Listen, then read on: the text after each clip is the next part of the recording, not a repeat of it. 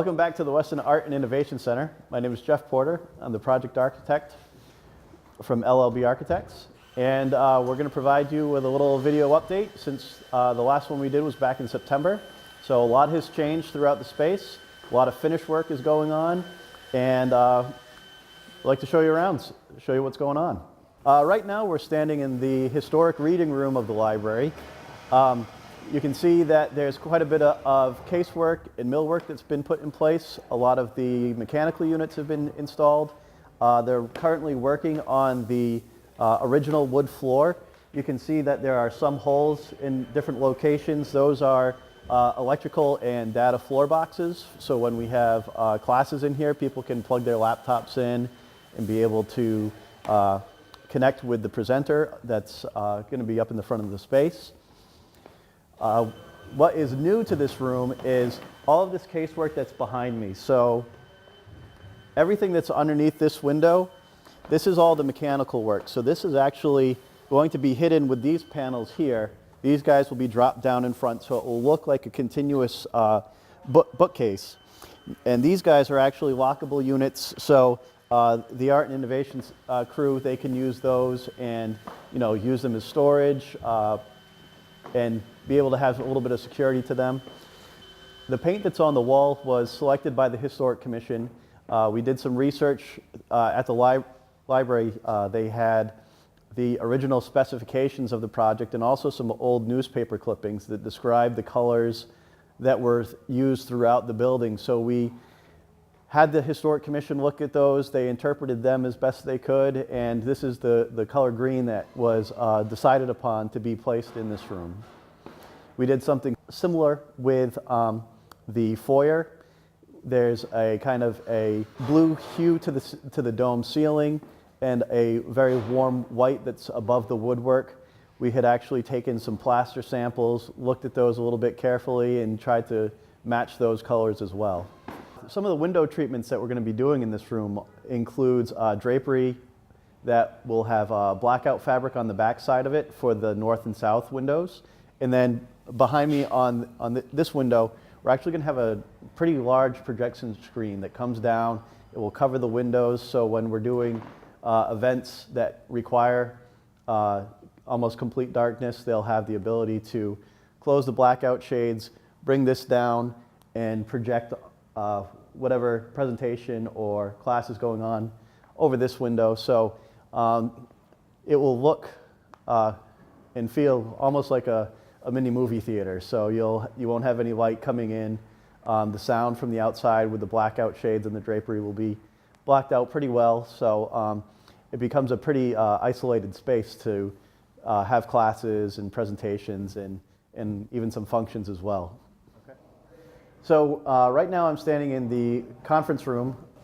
There's a lot of woodwork that's in this space that we're actually recreating along this wall where we are installing a kitchenette. This used to be where one of the sets of stairs was, and we infilled it so we could accommodate putting in a kitchenette. So essentially there's going to be a set of double doors that open up to the kitchenette.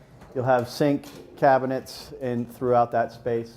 But what will really be nice is that what we're doing is the woodworker is essentially recreating the panels, the stiles, the rails, all of this woodwork to cover back up what you see is all the original construction of the building.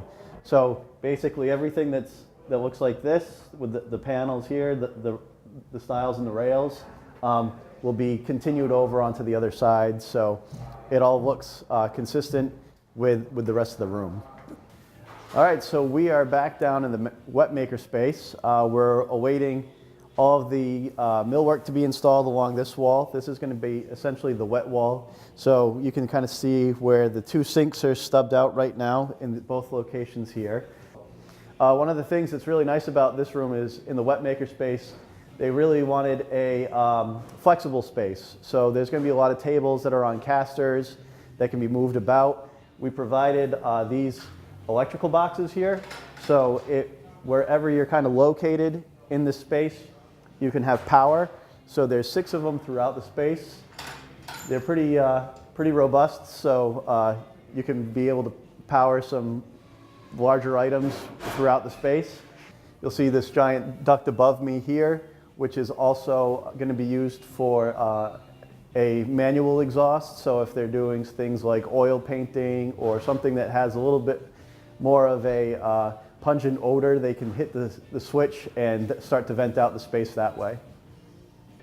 Right now I'm standing in front of the children's bench that was uninstalled and taken out, protected during the construction down here. So what's going to happen is, like I said, with the woodwork, this is going to be actually reinstalled, back in place, refinished, get cleaned up. And then there were 2 bookcases that flanked on both sides. So those are actually going to be reinstalled also. Part of the wishes of the Arts and Innovation Center and the Historic Commission was that we preserve this zone with the beautiful arch window and the woodwork. So we worked hard to make sure we could do that and it would function in this space and also pay the respects that it's needed to it. So right now we're looking into one of the restrooms down on the lower level. This is the women's restroom. A lot of the tile work has been progressing.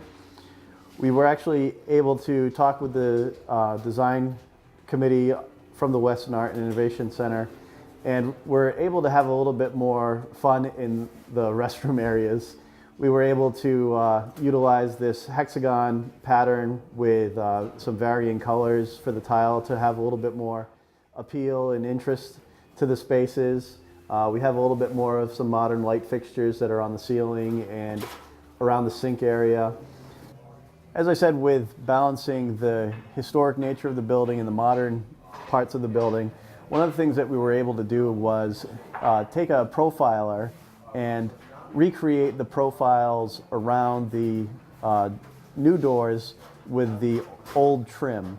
So essentially the trim that had been existing in the old library, we were able to match that profile and apply it to all this new woodwork and apply it to the door frames. So what we're looking at right now is just the top piece, but it will come down both sides and wrap the door frame. So right now I'm standing in the media center. So they've installed carpets, they've painted most of the walls here, installed lights, mechanical units. Again, they have the pull-down electrical outlets, similar to the wet makerspace. So there's a little bit more finish work that's required to be done in here. There's obviously the wood base that goes along the bottom here, the casework that needs to be installed, and some of the glass work that needs to be installed that separates the media space from the entry vestibule. But all in all, it's progressing in good shape, and we hope to have this space almost completed probably by the next couple of weeks. Now we're standing in the dry maker space. A lot of work has been going on up here since September also. You can see behind me that the millwork's been installed. The sink is currently being installed in that location. We have the metal rails and C-channels that are becoming a decorative piece, kind of wrapping the room.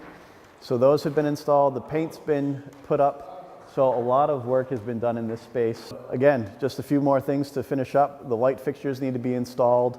The wood floor needs to be refinished, but we're making a lot of good progress since September. And the elevator shaft is, all those walls have been put in place with the metal C-channels as well.